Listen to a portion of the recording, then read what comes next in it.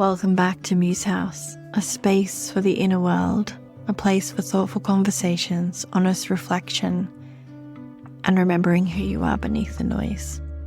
I'm Tara, and I'm so glad you're here.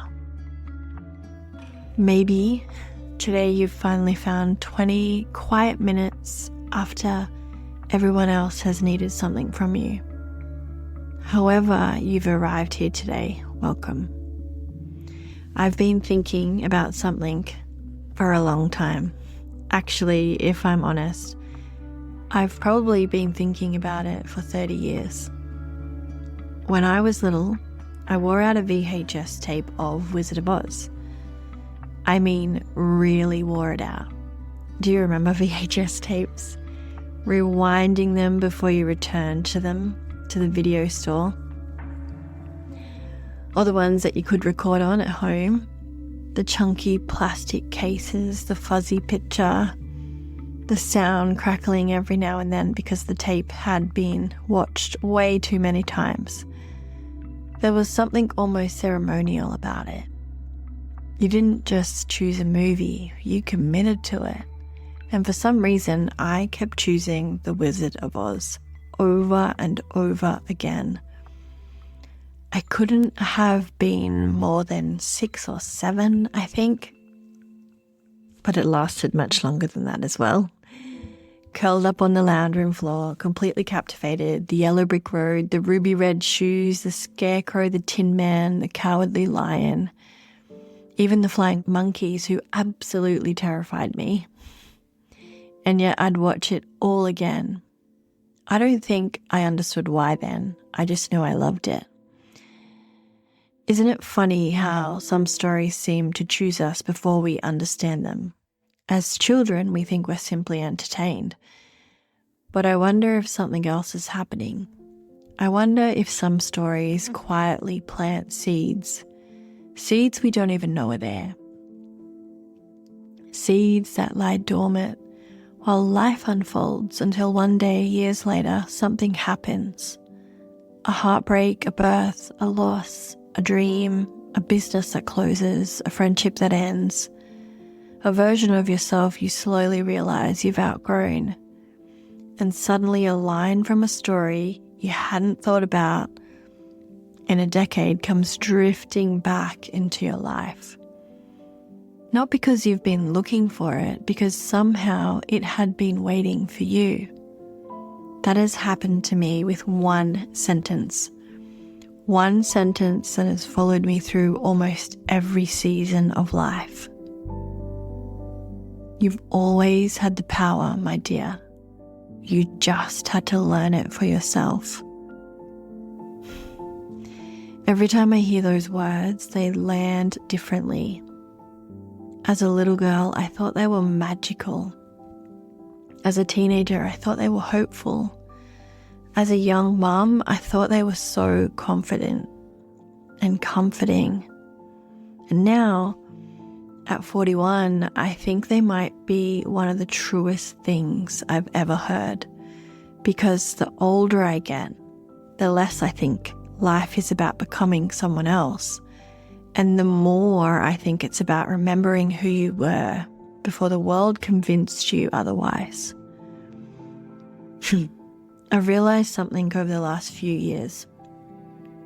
The conversations that stay with us aren't always the loud ones. They're often the quiet ones, the ones that arrive almost like a whisper, the quote in a book, a line from a movie, something your grandmother said, a teacher who believed in you, a friend who saw something in you before you could see it yourself. It's as though life keeps leaving breadcrumbs, little reminders of who we are, waiting for us to notice them when we're finally ready. And I think that's what The Wizard of Oz became for me.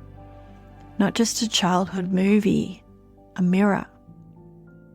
Because if you strip away the songs and the witches and the magic, it's actually a story about a young woman who spends an entire journey searching for something she has carried from the very beginning. She believes the answer lives somewhere over the rainbow, somewhere further down the road, somewhere in Emerald City, somewhere with the great and powerful wizard. She keeps looking outwards, further, higher, elsewhere. Until right at the very end, she discovers the thing she was searching for never existed outside of herself. The shoes were already on her feet. Every time I think about that now, I wonder, how much of adulthood is exactly the same?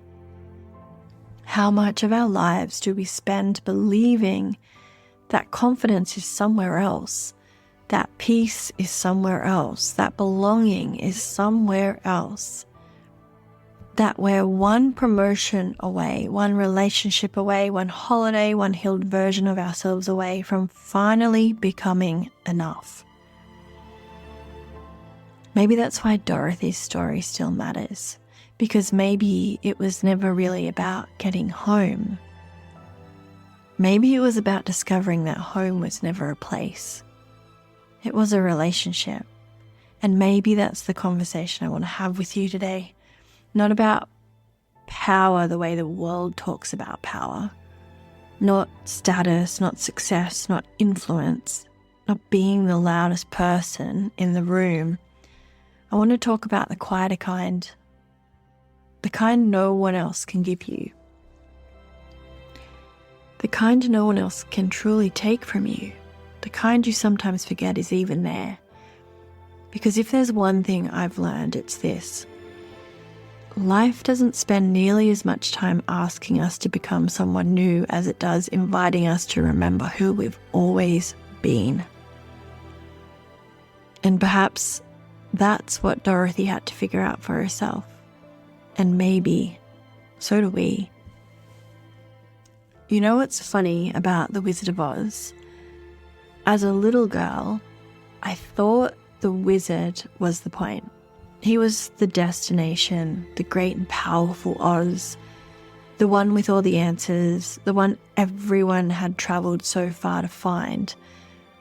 I remember imagining this giant, wise, almost mythical figure who would finally fix everything, who would tell Dorothy exactly what to do, who would send her home, who would make everything okay again. Isn't that what we all want when we're younger? Someone older, someone wiser, someone who can just tell us the answer. Tell us what career to choose, who to marry, whether we're making the right decision, whether we're enough, whether we're doing okay, whether life is unfolding as it's supposed to. I think that's why so many of us spend our 20s looking for experts, mentors, books, podcasts, parents, bosses, partners, people who seem to have life more figured out than we do.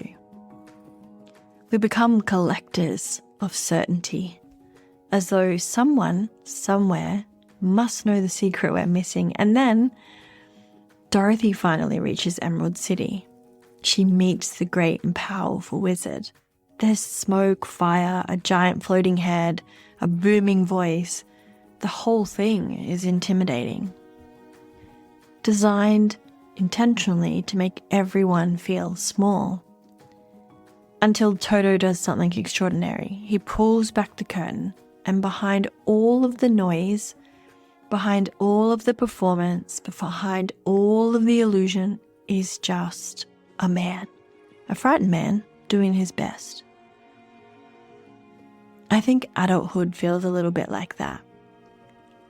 At some point, life pulls back the curtain and you realize your teachers didn't have all the answers.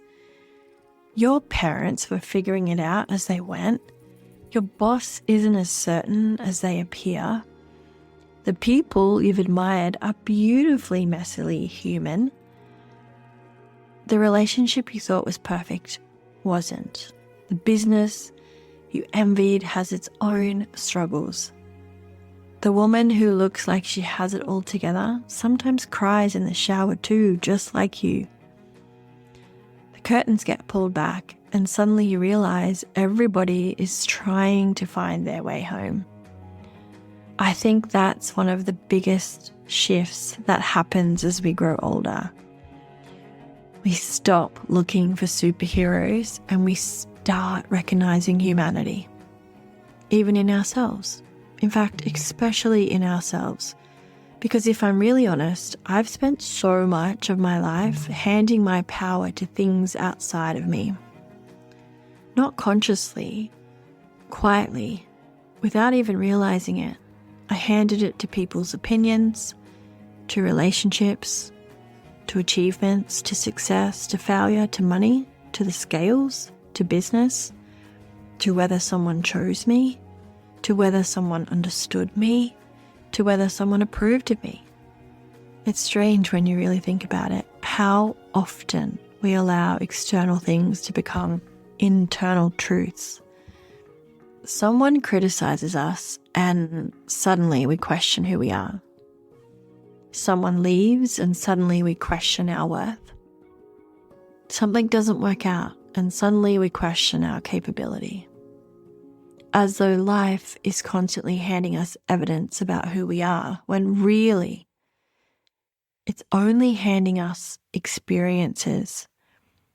The meaning we attach to those experiences, that's where our power quietly slips away.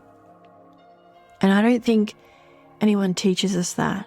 I don't think anyone sits us down as little girls and says, one day, you'll start confusing what happens to you with who you are. But we do. Somewhere along the way, we begin believing that rejection means we're unlovable. Failure means we're incapable. Divorce means we're broken. Being betrayed means we can't trust ourselves.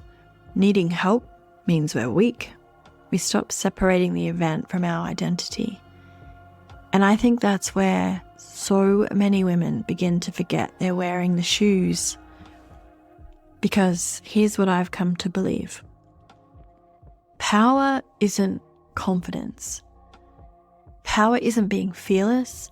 Power isn't having the loudest voice. Power is remembering who you are when life gives you every reason to forget. It's staying connected to yourself after disappointment. It's trusting your own knowing when somebody else questions it. It's choosing your values over your fears. It's remaining soft without becoming self-abandoning. It's holding your own hand when nobody else can. And if I'm honest, I don't think I truly understood any of that until life gave me reasons to forget. Because forgetting, as painful as it is often where the remembering begins. If I look back over my life now, I can almost draw a map of the moments I forgot I was wearing the shoes. Not because I wasn't strong enough, not because I wasn't worthy enough, but because life has a way of whispering stories to us. Stories that sound so convincing we eventually mistake them for truth. I know every woman has those moments. Maybe yours don't look like mine, maybe they do. But if you sat quietly for a moment and traced your own yellow brick road, I wonder if you could point to the places where you slowly stopped trusting yourself. Not all at once, just little by little. Because that's how it usually happens. It's rarely one moment. It's hundreds and thousands of tiny moments.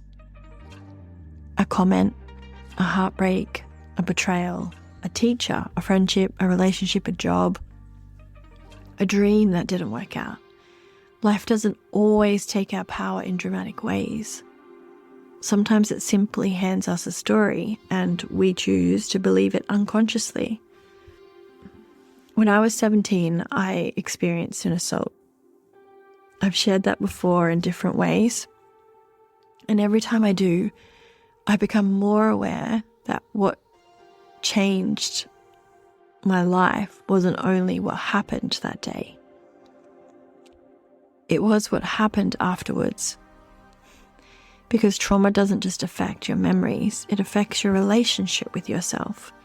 The world suddenly felt different, but so did I. I questioned my instincts, I questioned my safety, I questioned whether I could trust my own body, my own knowing, my own voice. And looking back now, I don't think that experience took my power. I think it convinced me I lost it. And there is a difference, because if something is taken, you spend your life trying to get it back. But if you've simply forgotten, then the journey becomes remembering. That thought has changed everything for me. Years later, when my marriage ended, I thought leaving would be the hardest part, but it wasn't. Leaving took courage, leaving took a decision, leaving took a week.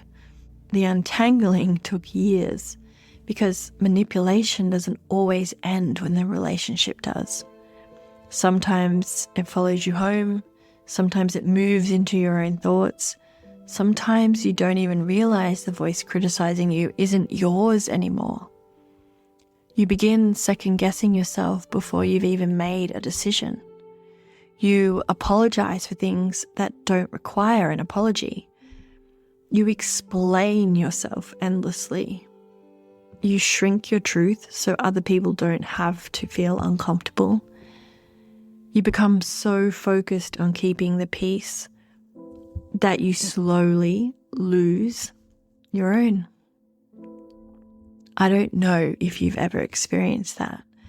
Walking into a room already rehearsing how you'll make yourself easier to understand, changing your words, changing your tone, changing your dreams, changing yourself, not because anyone asked you to, because somewhere along the way you learnt it felt safer.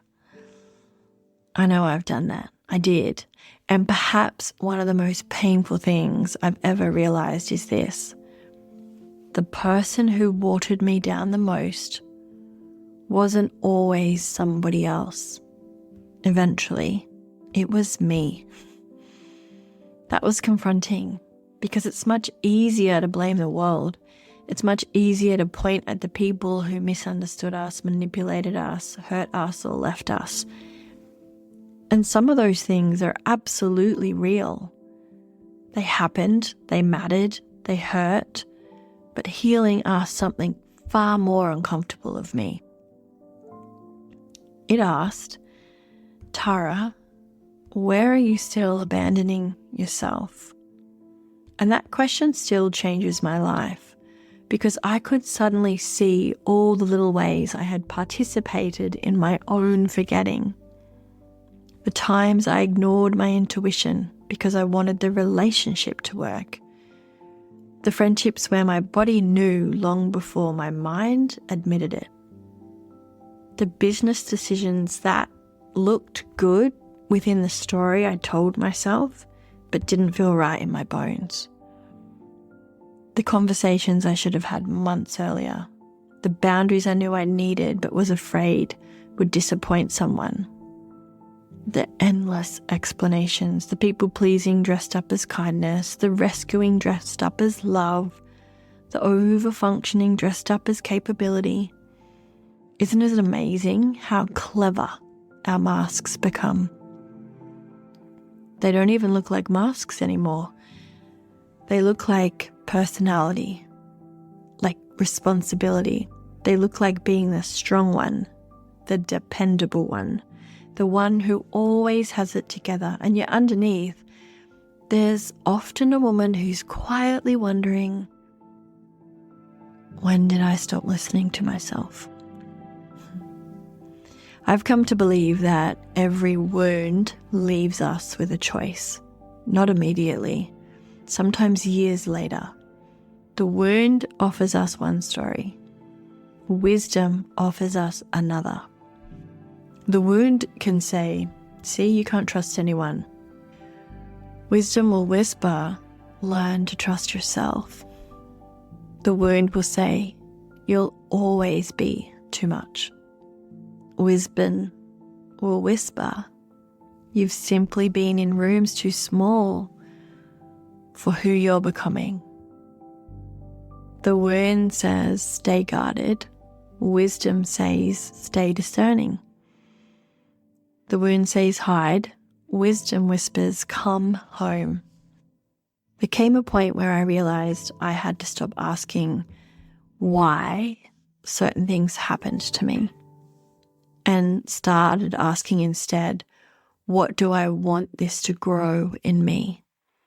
Not because everything happens for a reason. I don't subscribe to that. I don't believe pain is always purposeful. Some things are simply heartbreaking. Some things should never happen. But I do believe we get to decide whether our pain becomes our prison or our teacher. And somewhere on the road, somewhere between heartbreak and healing, between grief and growth, between surviving and living, I started remembering, not all at once, slowly, like someone finding their way through the dark by candlelight. One boundary, one honest conversation, one brave decision, one promise to myself that I actually kept until one day I realized the woman I had spent years searching for had been quietly waiting for me the whole time. She hadn't disappeared. She hadn't been destroyed. She hadn't been left behind. She'd simply been waiting for me to look down and notice the shoes were still there.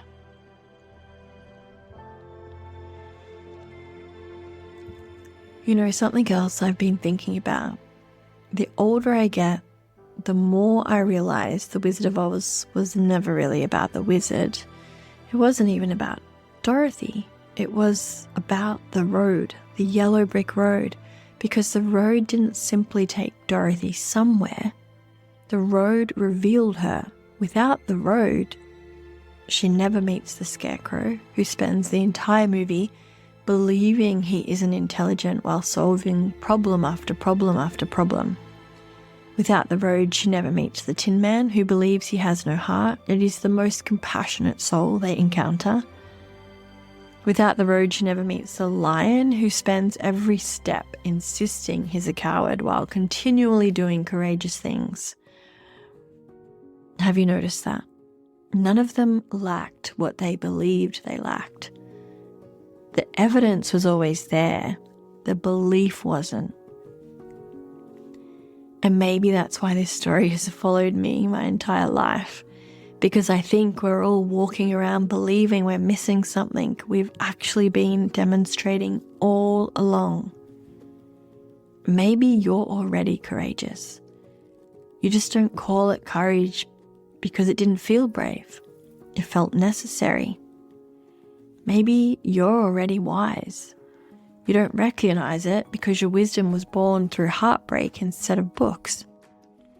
Maybe you're already resilient. You just don't celebrate it because surviving became so normal you forgot it was extraordinary.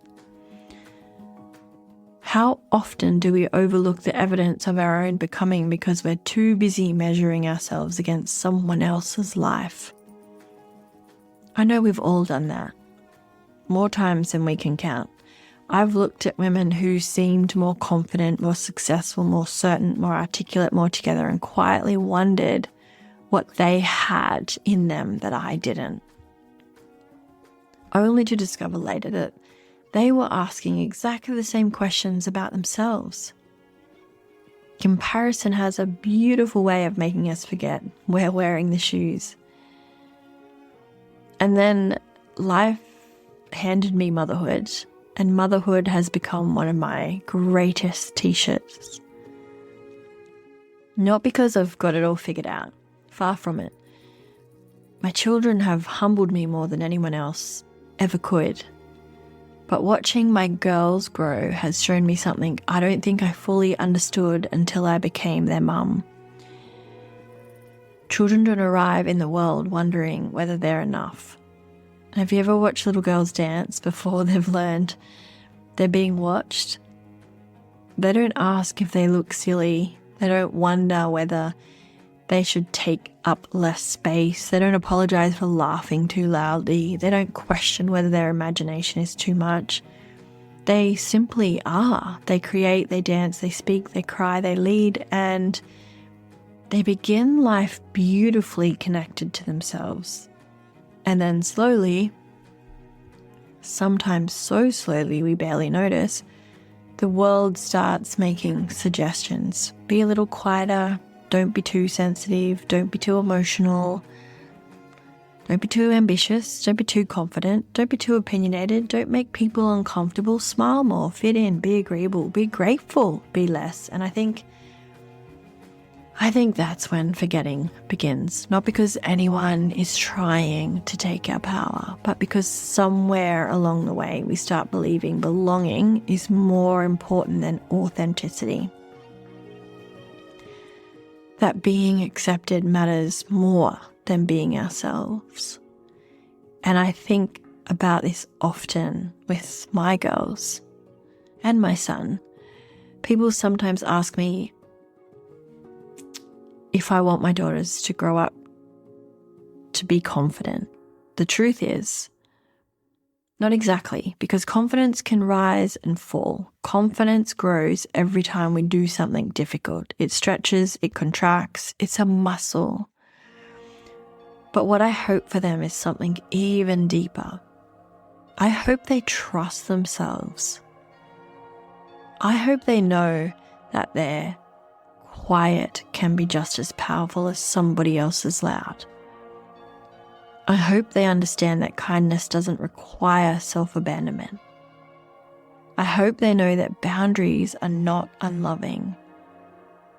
I hope they never confuse shrinking with humility. I hope they never hand someone else the authority to define who they are. And maybe my job isn't to give my daughters, my son, power at all. Maybe my job is simply to remind them that they have always and always will have it already. To protect the part of them that already knows. To keep pointing to the shoes until one day, when life inevitably asks them to question themselves, they remember, because life will ask them. Life asks all of us.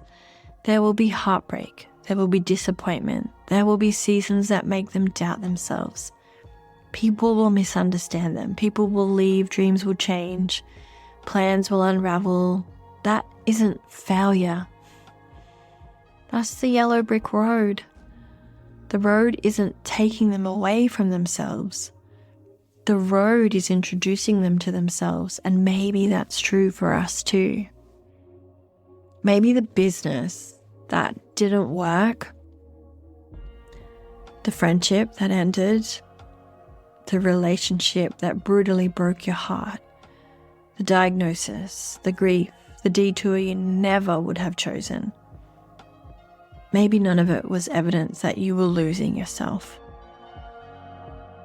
Maybe it was all quietly inviting you home. Not because pain is a gift. I don't believe that. I would never tell someone their suffering happened for a reason. Ever. But I do believe that even in our hardest seasons, we get to choose whether we walk further away from ourselves or whether we slowly begin the journey back. And that's what I've been doing. Not becoming someone new, returning. There is a quiet difference. The woman I'm becoming isn't someone I've invented. She's someone I've remembered. The little girl who believed anything was possible. The young woman who trusted her instincts before fear taught her not to. The mother who sits around the dinner table reminding her children that they don't need to become worthy or love because they already are. The woman who finally understands that strength isn't pretending you've never been broken. Strength is telling the truth about what broke you and choosing not to let it have the final word. So before we leave this conversation, can I remind you of something? If you've been waiting until you feel more confident, more healed, more certain, more ready, perhaps you're waiting for Emerald City. Perhaps you're waiting for someone to finally give you permission.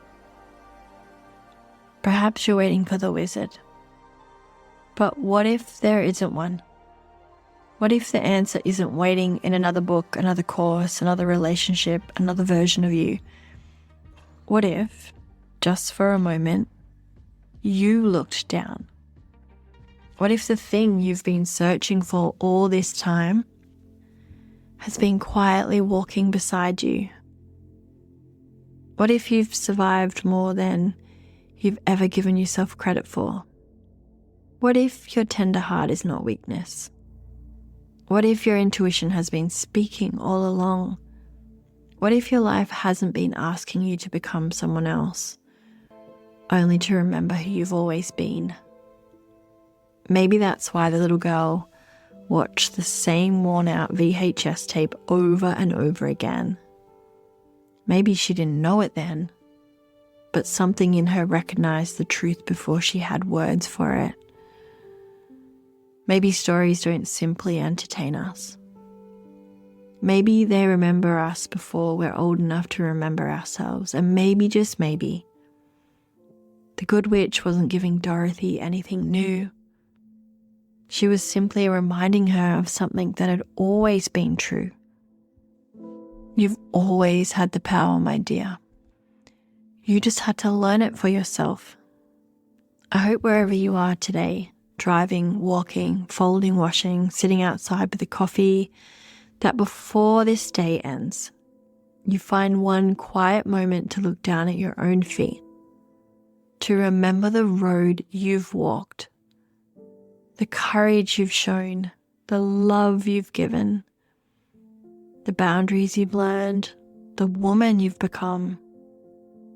And perhaps you'll notice the shoes never left. Thank you for spending this time with me. This is Muse House. Take a deep breath in and a slow exhale out. A space for the inner world, a place to remember who you are beneath the noise. And so until next time, keep coming home to yourself.